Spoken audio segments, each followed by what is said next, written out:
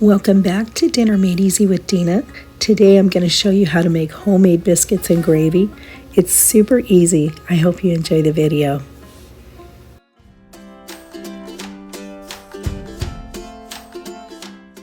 This recipe is one that's been requested over and over and over again. So I decided I'd better get on top of it and put it out there for those of you who asked for it. So here it is. I start off by adding a little oil into my pan because the sausage I'm using doesn't really throw off enough. And I'm going to break it all up into the frying pan so that the smaller pieces cook easier. Now we want to make sure that we start this off on about a medium high on your burner because we don't want it to burn, but we do want it to cook.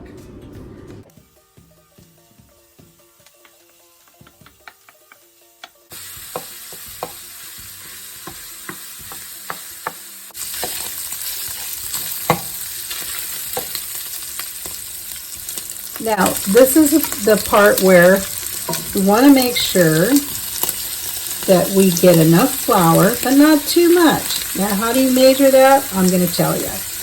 This is not an exact science.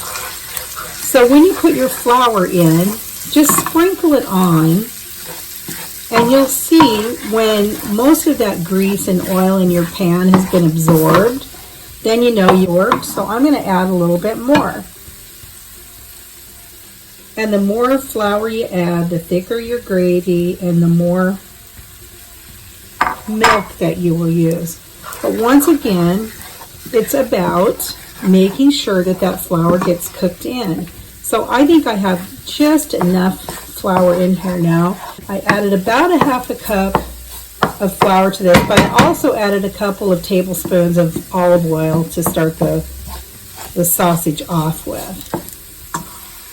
Now, you don't really want to walk away from this because you don't want it to burn. So, even though we've turned it down to a kind of a medium-low, between a medium and a low setting, it still can burn. So, you don't want it to burn. So, be really, really careful. This is a point where I do add in my salt and pepper. I like to have the seasonings cook into the flour and the sausage, and you can adjust it more. We like lots of pepper, so we got a lot of pepper in there. You can adjust this and you can add more once you get your gravy completed. So if you're worried about adding too much, you can just add a little bit, and then once your gravy is just about finished, make sure that you taste it. You always need to taste your food so that it tastes, you know, the way you want it to taste. Otherwise, you could be serving something really bland and not know it, and people are being real polite at the table, but in the end you take a bite and you're like, oh no. So please make sure that you're tasting your food. Super important. I had a friend of mine one time make biscuits. We were over at their house and we spent the night, so we decided we were going to have biscuits and gravy. So my friend said, I'll make the biscuits if you'll make the gravy. And I said, great, sounds good. So she made the biscuits and they were absolutely beautiful. And I made the gravy and we put them on the table. And everybody took a biscuit and put their gravy on there. And I heard a couple of groans and I thought, oh my gosh, what happened? Well, I took a taste of the biscuits, and somehow her canisters had been mixed up, and I think one of her kids was trying to help her and filled up one of her canisters with baking soda. And in doing that, she thought she was getting the flour. Well, as you can imagine, those biscuits didn't turn out very well. And so she was embarrassed. But luckily it was just us and we all knew what happened. But there again is a story about, you know, make sure you're tasting what you're making before you serve it. Because if it's a case like that, my goodness, you can take the moment and say, oh gosh, let me start those biscuits again, and then you can start over and make sure that you're getting them the way you want them. But it's really, really important to know the taste before you serve it to someone. I don't know if you can see that the flour is starting to brown up, and that's what we're looking for. We're looking for the flour to brown up so that we get the best flavor. Okay. Now when we get ready to pour the milk in, we're going to turn that heat back up on a medium high again. Now, this is something I do, and I do it because of the flavor. I use evaporated milk, and I use equal amounts of evaporated milk and water to dilute it back to the strength of like a regular homogenized milk. And the reason, a couple reasons I do it, is because of the flavor, and that's what I grew up with. And it doesn't tend to curdle when it's getting heated up. Regular milk can do that, and it leaves kind of a funny look to it. But whenever I use canned milk, I've never ever had a problem. We're going to go ahead and turn this back up now because we're getting ready to put the milk in. And like I said, I've used evaporated milk, and it's equal parts water and milk. Water and milk.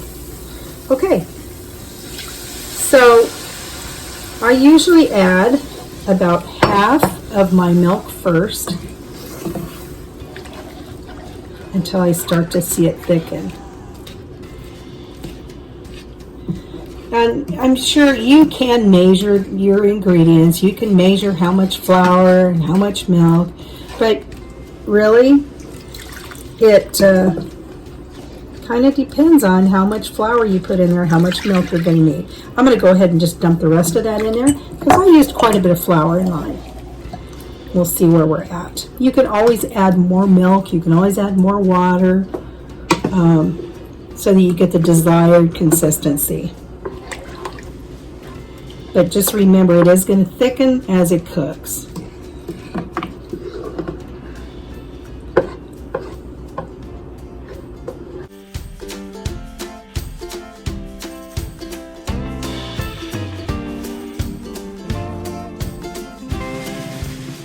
Once you start to get a little bit of a boil going on, go ahead and turn that back down to a medium heat, medium to medium low, because you don't want to scorch your gravy. And you do want to let this cook. So I'd say once you get to that boiling point, or just below boiling point, you're going to cook it for a couple more minutes. And then once again, like I said, make sure you taste that gravy. You want to make sure that you're getting it seasoned correctly and that it tastes really good. Don't serve it if you haven't tasted it. See how that's thickening up now? And we haven't even gotten it to the boiling yet, but it is thickening up nicely. I think I'm going to add just a little more liquid to that here. Just a moment. We get some more. Yeah, I can just a little, not a lot. I only need a little bit because we like the gravy a little thicker. Now you can, your leftover gravy, you can certainly store this. Just make sure you put it into a container and let it cool off before you refrigerate it. When you go to reheat this, you can reheat it in the microwave, or you can heat it on the stove, whichever you prefer. Just make sure that if you're going to put it in the microwave, make sure that you stir it about every 20-30 seconds. And you might need to add a little bit of milk to it, maybe. So keep your eye on that. There we go. I think that's about right. This is a great breakfast for when you have company over in the winter time. It's kind of a stick to your ribs type of thing. Not something we eat all the time, but once in a while, we like to have that. This is great on hash browns, by the way, too. Good for mashed potatoes and gravy. I'm going to get a spoon now and give that a taste and see how that is.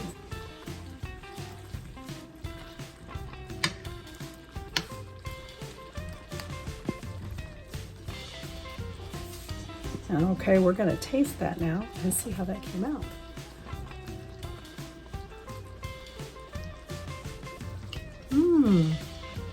I think I got the seasoning just right. All right, so I'm going to go ahead and turn this off. It tastes really good, and it's exactly where we want it to be. So I made some basic biscuits, and these are just baking powder biscuits, or you could get the biscuits from the freezer department if you'd like to make it even easier on yourself. Hey, it's okay to keep it simple. Just make it the way you like. The gravy right over the top of that biscuit.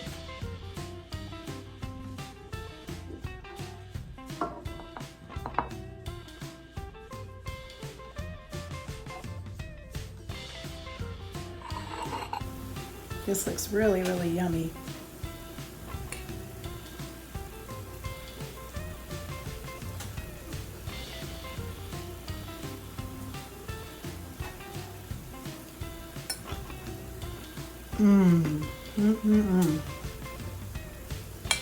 Really, really good. So don't be afraid to try making biscuits and gravy. It isn't that difficult. It's much easier than you think.